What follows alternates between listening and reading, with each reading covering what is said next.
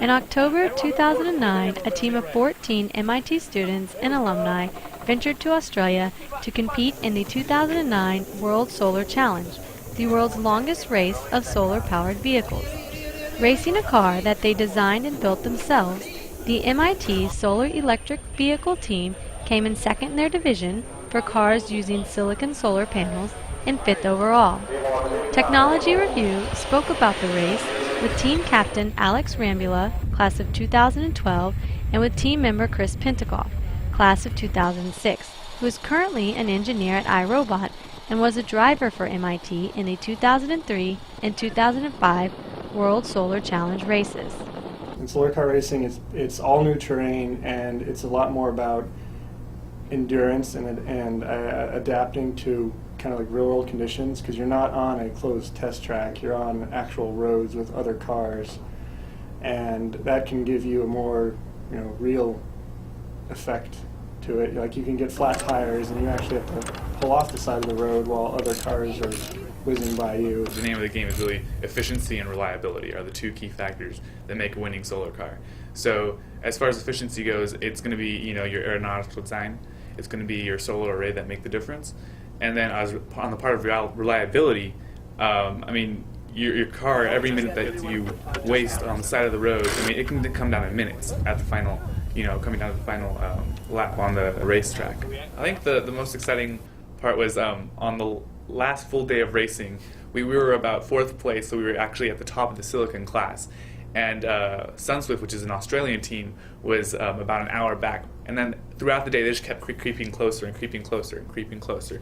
And so we finally got into a checkpoint, and we realized that we had a flat tire. And so we had to change that right away, but we couldn't actually do that by rules in the pit stop. So what we had to do is we actually had to pull out of the pit stop by the side of the road and change it right when we got back out of the pit stop. Meanwhile, Sunswift is about maybe 3 or 4 minutes behind us, and they want to pass us up. So we're madly trying to change this tire before they get out of the pit stop and pass us up.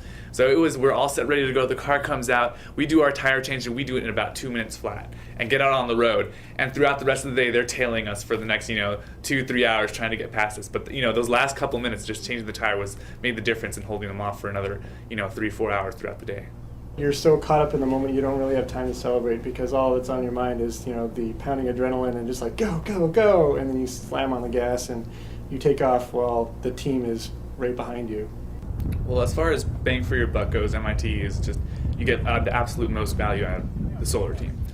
We have a budget about 1/10 of that of the top tier teams. We still manage to perform extremely well and catch up to them in the top tier rankings.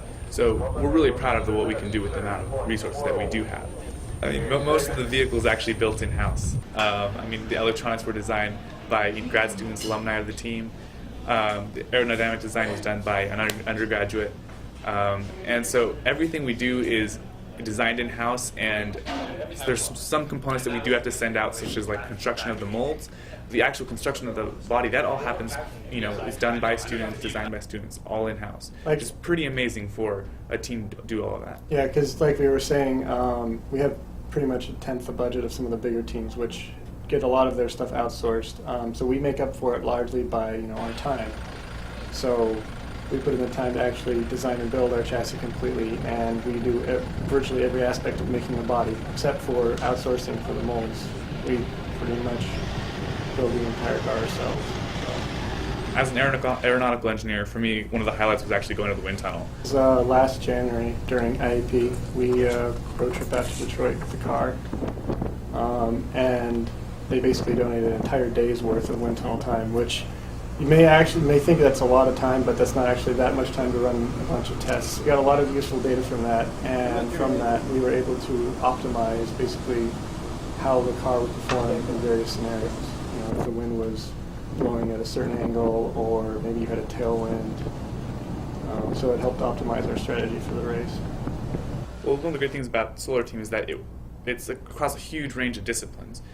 Students, work in their own field as far as, mechanical engineering, aeronautical engineering, electrical engineering, and so they learn, hands-on skills, applications of this. Getting out of textbook is just not the same, and it'll never be the same. So actually having a hands-on project like that, it gives you the idea of what an actual project takes, and you can't get that in the classroom. As far as the rest of the other side that's not engineering, it goes as far as management and fundraising. Those are skills that are absolutely useful in any discipline that you're going to go into in the future. But you're not taught that, at MIT or any other college if you're in an engineering degree. So those sort of things are something that you'll learn on Solar Team, but not elsewhere. Also, how to tie them all together, because you may learn a certain topic at MIT, but you don't necessarily know how it integrates with, something else, or like how the electronics fit with the aerodynamics or the chassis. Or right now, the current plan is to actually have a new car ready by 2011, which is actually a pretty short timeline from now until October 2011 when the race actually occurs. And so, we'll be here this summer, a lot of us working on the next vehicle, and hopefully we'll start construction by about, August. We're looking at some pretty major aerodynamic adjustments to the vehicle. We want to prototype some different ideas as far as the mechanical side goes, which we're pretty excited to try out. But it's definitely going to be the aerodynamic side that makes the difference. We're also investigating possibly getting a gallium arsenide array donated, which would actually make a huge difference in terms of the power output of the array, which would make us a lot more competitive on the field. So, in the next couple months, we'll start seeing how these start shaping up, and by the end of the summer, we'll definitely have a design ready to go and start construction.